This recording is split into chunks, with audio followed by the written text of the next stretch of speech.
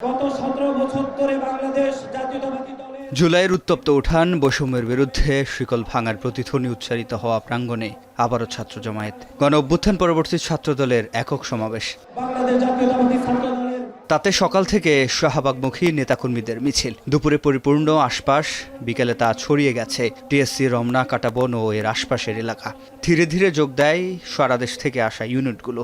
তবে এদিন দলীয় সিদ্ধান্ত অনুযায়ী অনুপস্থিত ছিল ব্যানার, ফেস্টুন ও প্ল্যাকার্ড।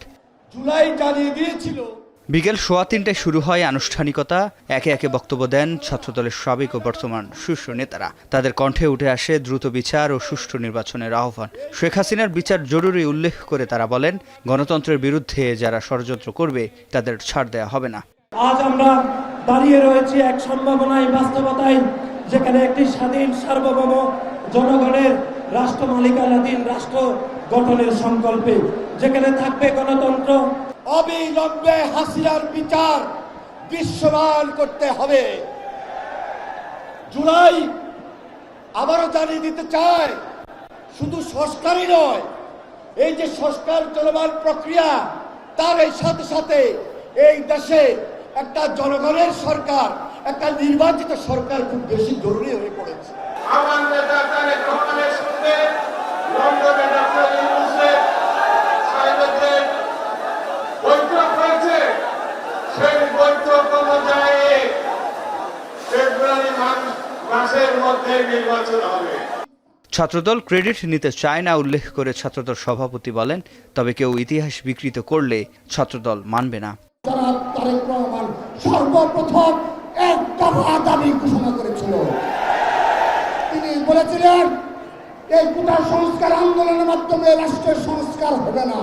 আমরা ক্রেডিট দিতে চাই না, কিন্তু যদি ইতিহাসকে বিকৃত করা হয় ছাত্রদল মেনে নেবে না। শেখ হাসিনাকে এদেশে আর রাজনীতি করতে দেয়া হবে না বলে অঙ্গীকার করেন বিএনপি মহাসচিব মির্জা ফখরুল ইসলাম আলমগীর। ফেব্রুয়ারিতে নির্বাচনের আগেই দেশে ফিরবেন ভারপ্রাপ্ত চেয়ারম্যান তারেক রহমান।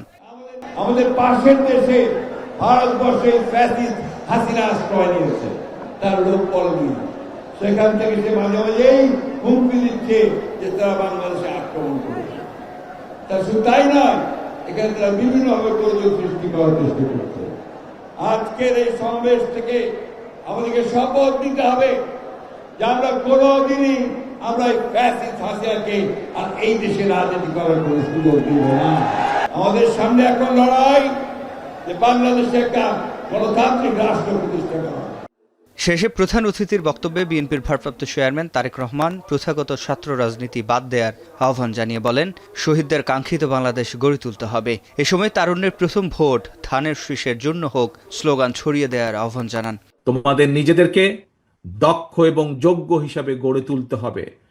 প্রত্যেকটা সেক্টরে তোমাদের যোগ্য নেতৃত্বই একমাত্র পারে আগামীর বাংলাদেশকে বদলে দিতে, শহীদদের কাঙ্ক্ষিত বাংলাদেশ গড়ে তুলতে। তারুণ্যের প্রথম ভোট ধানের শীষের জন্য হোক। তারুণ্যের প্রথম ভোট ধানের শীষের জন্য হোক। ফ্যাসিবাদ আর চরমপন্থার উত্থান যেন না ঘটে, সে ব্যাপারেও সতর্ক থাকার আহ্বান জানান তিনি। বছরখানেক আগে এই প্রাঙ্গণ থেকেই বৈষম্যের বিরুদ্ধে উঠে গণজোয়ার, সেই শিকল ভাঙা জোয়ারেই ভেঙে দেয় স্বৈরশাসকের মসনদ। মেট্রো রেলের উঠান জুড়ে উত্তাল আজকের এই গণজমায়েত আর কংক্রিটের পিলার ঘেঁষে আসা মিছিল মনে করিয়ে দেয় উত্তাল জুলাই 24-এর কথা। স্বৈরশাসকের বিরুদ্ধে ছাত্র সমাজ যে সহ অবস্থান আর মর্যাদার লড়াই নেমেছিল, সেটি যেন হয় রাজনৈতিক দলগুলোর অঙ্গীকার। এখন Dhaka. Colour expert, George sap এবং মাইল্ড অন হ্যান্ডস টেকনোলজি সমৃদ্ধ অরিক্স ক্রিস্টাল ওয়াশ আপনার লন্ড্রি এক্সপার্ট।